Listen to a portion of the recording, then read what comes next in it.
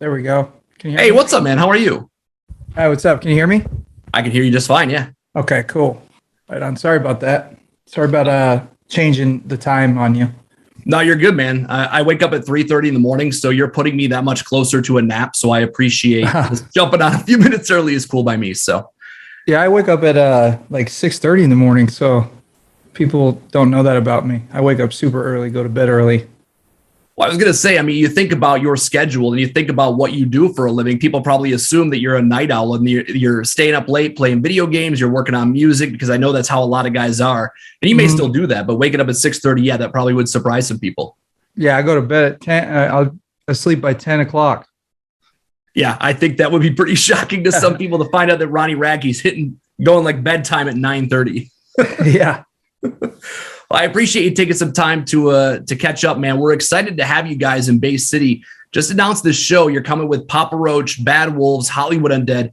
And I will tell you this, Bay City has hosted a lot of shows over the years, and they have not hosted anything like this ever before. It's usually classic rock shows. We might get a rock show here and there, but not that often. But when we announced this show, the fans went absolutely insane knowing that you guys would be sharing the stage with Papa Roach. It's a hell of a bill. Yeah. Where is this at again? Is this Sturgis? Bay City, Michigan. Michigan. Oh my gosh. Wait, have I played there before? Where is that at? It is all right, so here's the state of Michigan, right? Uh-huh. It's like right in this area here. There's Saginaw Bay is right here. So you're going to be playing right on the river in Bay City. Okay. Right on. So people, they're all excited out there? Yeah, they are pumped to say the least. So it's gonna be a fun show. And it's funny to me, you look at the bill, you guys, Papa Roach, Hollywood Undead, and Bad Wolves. It's funny to me that Papa Roach are sort of the elder statesman. I know you and I are close to the same age. It's insane to me to think that Papa Roach has been doing this for like 20 plus years. And then you see them on stage, and Jacoby is still like, he's racing around the stage like a dude that just put out Last Resort last week. It's nuts. Yeah, dude. And they're all really good guys too. Yeah, they've been doing it. They just keep putting out good songs. That's why I think it's just so the songwriting is good and it's amazing. I imagine that sharing the stage with a band like Papa Roach kind of makes you feel like you've got to, I mean, I know that you bring it every single night live, but I imagine that knowing you're sharing the stage with a band like Papa Roach kind of ups the ante a little bit, that you have to bring it just as much as they bring it every single night. Yeah, I think he thinks that too.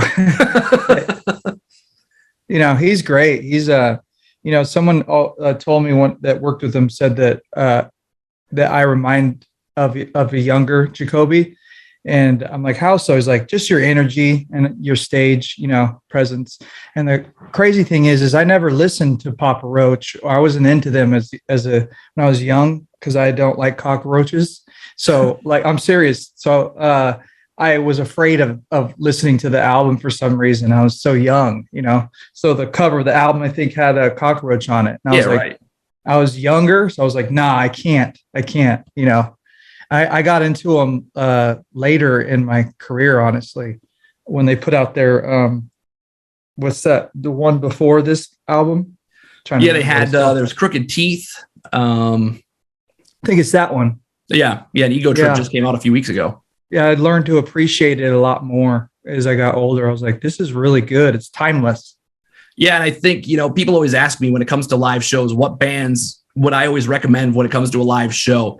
Falling in Reverse is one of those bands. You guys are great every night. And Papa Roach is a band that, I mean, any night of the week that you go see them, they're going to put on a hell of a show. So knowing that you two are going to share the stage in Bay City this summer is going to be amazing. And knowing that you're touring in support of Neon Zombie is huge too. You had the number one song, your second number one song in a row, Zombified. Popular Monster was a really, really big song for you. Did you feel, was there pressure following that up, knowing that Popular Monster was so huge? Do you feel any pressure? Did you feel any pressure writing Zombified? No, that's why it's just your traditional rock song. That's how you could tell there was no pressure. If there was pressure, I would have went crazy. I would have put something way crazier out, but it was more traditional for like the listener that is not trying to think too hard, in terms of music, it's just your standard. And I didn't realize it would be that as Zombified would be as big as it is now. I was like, what the heck, dude? I was like, I'm just putting this out because the message is good. And I didn't realize it would take on a whole life of its own, in a sense, you know. Well, I think you released it at a time where lyrically it sort of fits, what a lot of people are going through. I mean, I look at things like, the NFL draft was just a few weeks ago, and people will go when you have these kids who are getting drafted out of college. Maybe they spend a year in college. They will go all the way back through their tweets from when they're like, 13 years old and bring something up, dredge something up from the past and ruin these kids' careers, ruin these kids' lives for something they said when they were a dumb teenager. And essentially that's, Zombified, that's what it talks about is, what are we doing here? No room to grow, dude. There's no room to grow. People have to be perfect at all times. If you're not perfect, then you're going to get fired from your job because, especially people that have said something that was okay to say 10 years ago. It's all of a sudden not now. They're like, you said this 10 years ago when it was okay. Well, you're fired now. That makes no sense. It doesn't make any sense to me. I don't understand that. I think it's interesting. You talk about being able to grow when you look at people growing up in the age of social media where they can have a Twitter account at 10 years old and post whatever they feel like posting, and then that can come back to bite them in the ass. Yeah. I think it's important to realize that, there is the potential, there is the chance for growth there. You have to give people, yes, there are things that should never be said, but there are people are going to say dumb things, and they should have the chance to grow and be a better person. And they can do, 10, 20 years down the road, good chance there maybe they are a better person. Yeah. I just feel like if you're a comedian, like a lot of things shouldn't be off limits, but there should be a couple things that are very obviously not okay, but it's just words, man. It's words. And people have taken that and used that way too far now. It's like everybody that I know, except for me, I don't care, but they always question, should I say that? I don't want to get in trouble. I'm like, listen to what you're saying right now. It's in your brain right now that you're scared. It never used to be like this when I was growing up. I would just say things and it would, I would learn from them or it wouldn't be a big deal. Now everybody's like tiptoeing and questioning what they're saying, and it's ridiculous. It's interesting. We talk about social media. You talk about the stuff that people say online and, tiptoeing around stuff. And I'll admit that, I host a live morning show every single morning. And there have been times, where in my head, I'm calculating what to say. I know there are words I can't say. It's terrestrial radio. You can't drop the F-bombs and stuff like that. But even a certain joke, we'll say on the air and you think about it and that could be taken the wrong way. Even though we're talking about being canceled on social media, you recently sort of went radio silent on social media and just came back. You posted on Instagram for the first time in a while, a couple of weeks ago. You cleared everything. Same thing with Twitter. What brought about the radio silence and what brought you back to those social media accounts? I do that on purpose to gain traction for another song coming out. It's like it's a whole, people, a lot of my core fans are like, oh, I know what he's doing. And a lot of people that don't know me, they're like, oh, he must have said something. I'm like, you guys don't understand. This is a way of, it's like free marketing. It's like, what is he doing?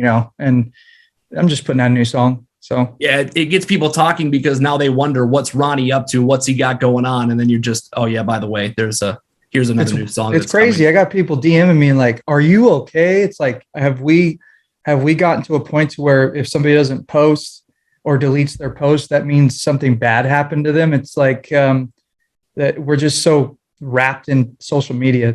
It's wild.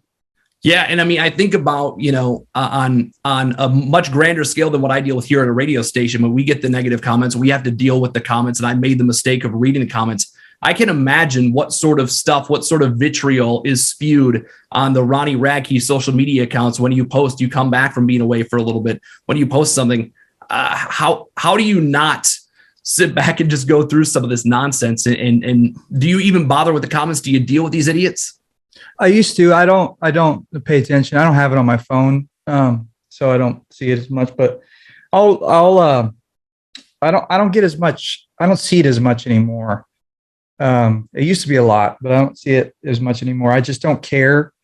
It's like everybody said anything they possibly can. And then I look over at the next person and they're getting the same stuff. And then the next person and the next person. And the bigger you are, the more people talking crap about you. So I think about it like that, and it makes me feel like a normal person, because if everybody's getting it that's has any sort of success, then obviously it's not me personally, it's literally the internet. So Zombified, the first song off your Neon Zombie EP, they'll be releasing that a little bit later on. You just mentioned that part of the reason that you shut down social media is that you've got a new song on the way. Can I take that as we may hear another new song from Falling in Reverse here in the not too distant future? yeah, man, a year from now, 2 years from now, who knows? Okay. Maybe all right, cool. 1 week away, maybe All right, 2 days all right. away. I don't want to, I know the EP's coming, so I know there's new music coming at some point. But yeah, I mean, Yeah. a year, 2 years, go the Metallica route, do like 10 years. No, then yeah. Chinese Democracy, Guns N' Roses. Yeah, right. No, Don't do that. no, don't do that. Yeah, it's a big one too. And it's everybody has told me it's the biggest one. So you just never know until the public hears it. So we'll see. I saw on one of the streams you did relatively recently that you said that everybody else is putting out mediocre stuff, and what you've got coming is going to be better than anything. It sounds like, what you're sort of teasing now, you feel that way. Yeah. In a sense of like, opinion wise, I have to remain confident on that. And I'm just so proud of it. So, the fact that it's big, it for sure is really catchy and really big. And, it's the biggest thing I've ever done when it comes to terms of like catchiness and stuff. So, yeah. I don't know much about Neon. Sorry, go ahead. I just feel like when I said bands are putting out mediocre stuff, I stick by that. I don't mean all bands, because the new Ghost album is so good. So good. Oh my gosh, man. So good. It's refreshing, because everything that I hear now is just either a copy of something, or it's just not fully committed to, or it's just underwhelming. And I just, as a musician, you just get very jaded. You need something that's very creative to make you go, wow, And I bet as a radio host, you're just probably, when you hear stuff, you're like, oh my God, you've heard everything over and over, so. Yeah. I mean, there are bands out there that have made a career out of releasing the same song for the last 20 years. And I hear it and I'm like, oh, well, I know that's exactly what this is. Then you have a band like a Ghost who has gone from, one complete end of the spectrum to now it's a rock opera, and it's so good. Everything encompasses. It's the music, the videos, the story, the merch, everything comes together. And I always appreciate it. Yeah. I always appreciate somebody like Tobias Ford, somebody like yourself who is involved in everything. It's not just the music, it's the video, it's the merch. Everything ties together. And that's probably why I like him so much, because he does all of that. Yeah. I appreciate that. He's a genius, man. Having the chance to talk to him a couple of years ago when they played Detroit, just sitting there talking to him for 10 minutes he had his mind, his hands in everything. It was the stage setup, where they were going to play, all that stuff. It's amazing to see, somebody like that to have that forethought to go through everything and prep for an album like that. And they have it all laid out. And it's awesome to see, when you see somebody like that doing that, like Ghost, like yourself. It's refreshing. Yeah. As somebody who has to hear a lot of music. Yeah, it is. Same stuff. You don't want to hear the same stuff over and over, man. I don't. No, definitely not. Right. Yeah. Right. It's Neon Zombie EP will be out soon. It's interesting to me that you're going the EP route again. I know a lot of bands have realized that times have changed and that a lot of fans, a lot of people don't listen to full length albums anymore. They don't sit down with the album like you and I may do with the Ghost album and listen to it front to back. People aren't doing that. They go listen to Zombified and that's it. That's all they want to hear. That's what they go for. Is that the reason to put out an EP as opposed to going full length album? It's just ADD. People's ADD now is you swipe so much, and and you're just the first 20 seconds better catch you, or you're going to move on. Songs are getting shorter. I think all the focus needs to be on one song every 2 months or something, with a very creative music video, because that's what garnered. Look what I did. I mean, it made my band way bigger. It's so crazy. Obviously the songs have to connect. That's the most important part, right? And then the next one is the creative side of the video. And there's all, just like we were talking about Ghost, but you put out 10 songs, your creativity, there's no way you're putting out 10 songs that are like Popular Monster good. You would be literally the king of the world if you did that nowadays. And some bands can do that, but it's rare that somebody does that. So I feel like just taking all your creativity and putting it into one video and one song every couple months, it just makes the song, all the detail in the little song, that way just much better. Instead of two big songs on like an album that has 10 songs on it that people skip. I hate the skip. I don't want you to skip. I want you to listen.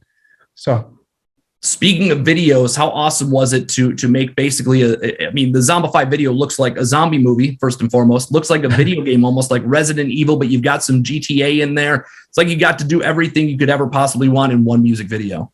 Yeah, that's another thing too.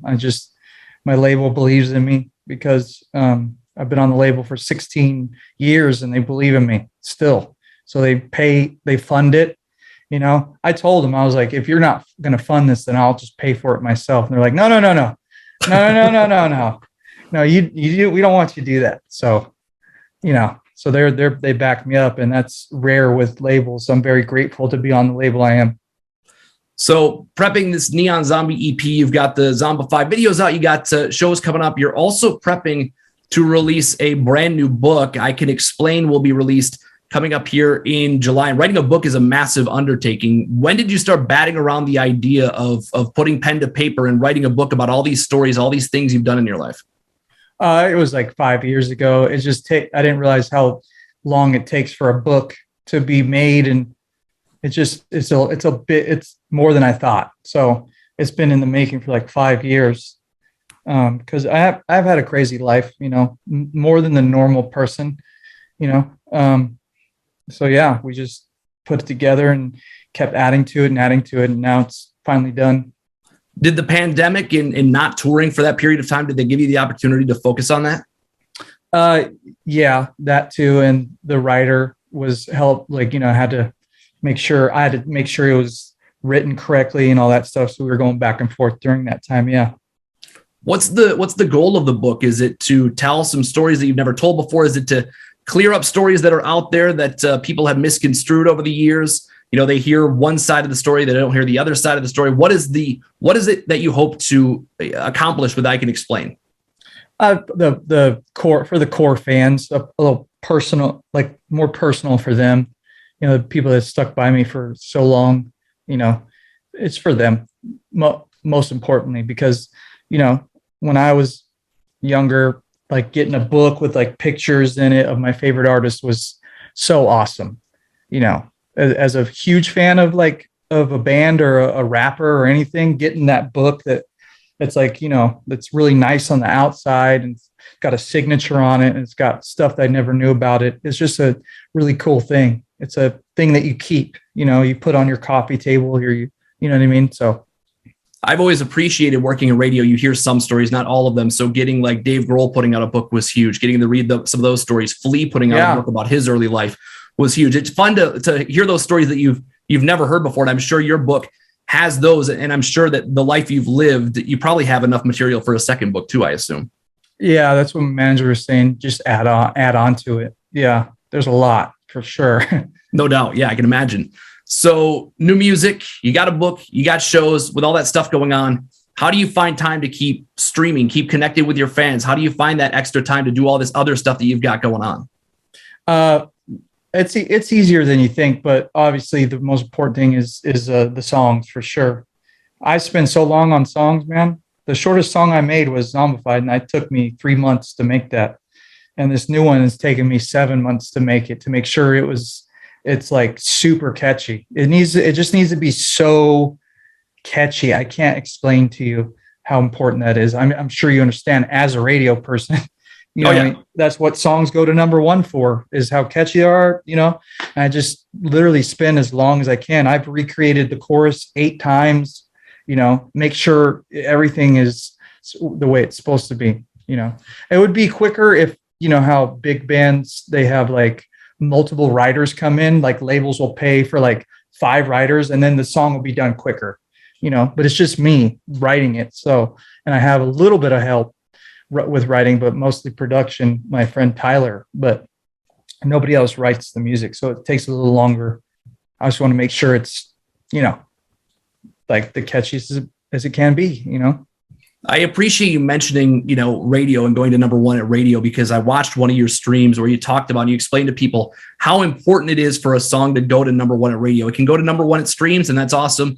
But getting to number one at radio, I've been doing this for 20 years, and I had to write term papers in college about how radio was going to survive when satellite radio hit, and how radio is more important than any, a lot of people think. And I've had to deal with people talking about radio dying for years and years and years. And then sitting there and listening to you talk about, to your fans watching your stream, how important radio is to somebody like yourself, to a band that, once you have that radio number one and it goes next level because of that, that meant a lot to me to hear somebody say that, because it doesn't get mentioned enough just how important it's important can be in that regard. Yeah. One of the most important things as a band.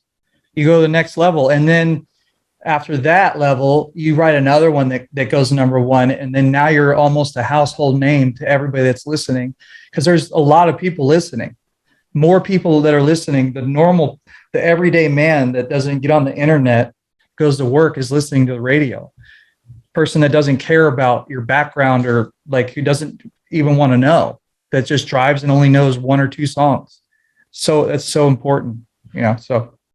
Yeah, and obviously with the success of Popular Monster, with the success of Zombified, announcing that show with Papa Roach just a week or so ago that you're coming to Bay City, Michigan, people know who you are because those songs were number one songs. Exactly. They were huge. And so now we're all looking forward to you coming to Bay City here in a couple of weeks. I'm looking forward to it, man. It's been a minute since I've seen you guys. It's been a minute since I've seen Papa Roach. This show's going to be a hell of a show. Tickets are on sale coming up on Friday. So if people want to get them, they should, because the tickets are $30 Friday, Saturday. They go up to $40 on Sunday. It's a show that Bay City will not soon forget. This show is going to be awesome in Bay City on August 6th.